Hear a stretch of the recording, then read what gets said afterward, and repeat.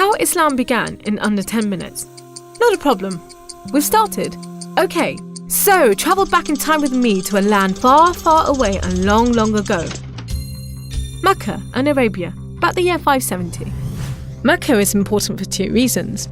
1, the Kaaba is there, an ancient temple built to worship God. And 2, Muhammad, peace be upon him, was born in Mecca. Now, problem. I can't show you Muhammad because it wouldn't be right. I'll tell you why in a bit. But in the meantime, here's his name in Arabic. Nice. Back in the day, Mecca was a lawless place. The only way to be safe was to have backup. Lots of rich big brothers who'd beat up anyone who got in your way. So the place was ruled by the most powerful families who could do pretty much what they wanted. And religion didn't help. By this time, the Kaaba had been filled to overflowing with 360 idols that did nothing to help anyone. So it was a tough place to grow up if, like Muhammad, you were a poor orphan and believed in just one God you couldn't see, like the Jews and the Christians. He called him Allah, the God, in Arabic there. Muhammad's dad died before he was even born, and his mum died when he was just 6. So he was brought up by his grandfather, Abdul Muttalib, and then, when he died too, by his uncle, Abu Talib, who had the respect of the city's ruling families, so Muhammad was safe for the time being. Muhammad started out as a shepherd and then became a businessman, travelling about buying and selling stuff for rich clients.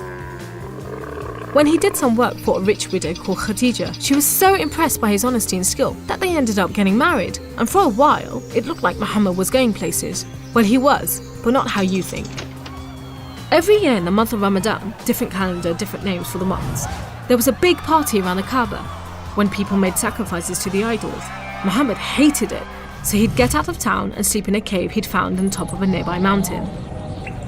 One night, Muhammad's praying to Allah when wham! There's the angel Jibreel, you might say Gabriel, standing right in front of him. Read, says the angel, but Muhammad couldn't read. No schools, you see. Jibreel keeps on at him. 3 times he says, read. Then he grabs hold of Muhammad and wham! Again, it's like Muhammad's learnt the words off by heart. So he recites the message out loud. Read in the name of your Lord, who created man from a drop of blood. Read, for your Lord is most generous. He who taught by the pen, taught man what he did not know. It was a message from Allah. God was speaking to him just like he'd spoken to the prophets in the Jewish and Christian holy books, which meant he was a prophet too. The messages continued for the rest of Muhammad's life. Allah gave him the words to say and the prophet recited them. The words were written down by his friends, and years later they were collected together and became the Muslim holy book, the Quran, which means recitation, because Muhammad recited it, you see? Anyway, that was much later, so back to the night of power.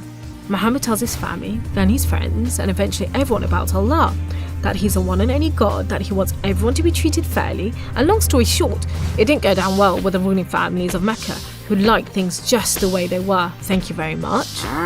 You see, Islam means obedience to Allah, and Muslim means someone who obeys Allah, and the ruling families didn't want anyone obeying anyone else but them. So the people who believed in Muhammad's message, the Muslims, were given a hard time. Some were even tortured and killed. A few of them managed to escape to Abyssinia, Ethiopia. But most were stuck in Mecca. Muhammad also had to cope with the death of his wife, and then just a few weeks later, his uncle too. Feeling very down, he went to the Kaaba to pray to Allah one night. Then, the weirdest thing happened.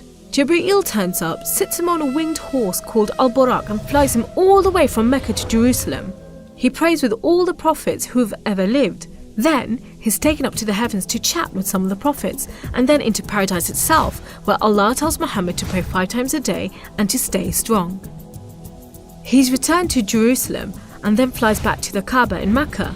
We call it the night journey, and Muslims still argue whether it was a real experience or a vision, but whatever, it gave Muhammad a much needed boost, and just as well, because there were more tough times ahead. So, there was this other city called Yathrib. The people there heard about Muhammad and his message and invited him and his followers to join them. A few at a time, the Muslims left Mecca and made the dangerous journey across the desert to Yathrib. It's known as a hijra, which means migration, like birds do. Muhammad and a few of his friends stayed in Mecca until everyone had got away and then made plans for their own escape. But the ruling families wanted to kill Muhammad while they still could, so 7 sons, one from each family, were sent in the middle of the night to stab the Prophet while he slept. But he was way ahead of them, and when they burst into the house, Muhammad was gone. Trackers were sent out to hunt him down. Muhammad and his best friend Abu Bakr took a roundabout route to try and shake off the pursuit, but the trackers were too good and slowly gained on them. So Muhammad and Abu Bakr hid in a cave and prayed that no one found them. The trackers found the cave all right, but they didn't bother going in to search. There was no way Muhammad could be inside, they thought. There was a spider's web over the mouth of the cave and a nesting bird at the entrance. He must have given them the slip. So off they went, leaving Muhammad and Abu Bakr protected by a spider and a bird. Muhammad made it safely to Yathrib, which was renamed Medina al-Nabi, the city of the Prophet, but most people just call it Medina. But Muhammad's worries weren't over yet. There were 3 big battles between the Muslims and the Meccans. First, the Battle of Badr, when Muhammad and just 313 men faced 1,000 Meccan soldiers. Miraculously, the Muslims won. Then there was the Battle of Uhud, which didn't go so well.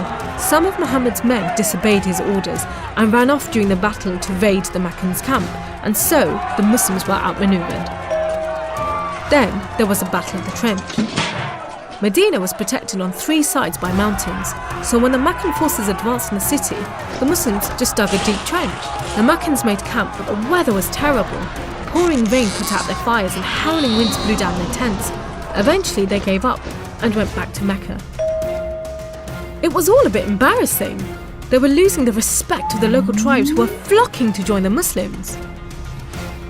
So a peace treaty was signed at Hudaybiyah, but it wasn't long before the Meccans broke it. Muhammad decided that enough was enough.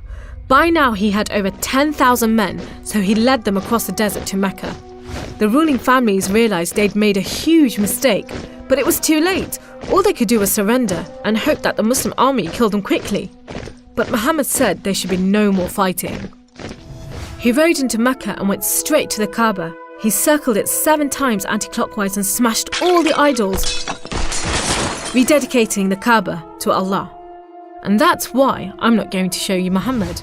The Muslims wanted to make it totally clear that they only worship the one unseen God. So they didn't have any pictures of Muhammad in case anyone thought he was an idol, and they didn't have any pictures of Allah because he's like nothing on earth, so it would be impossible to draw him anyway. So there you go, how Islam began in under 10 minutes. How did I do?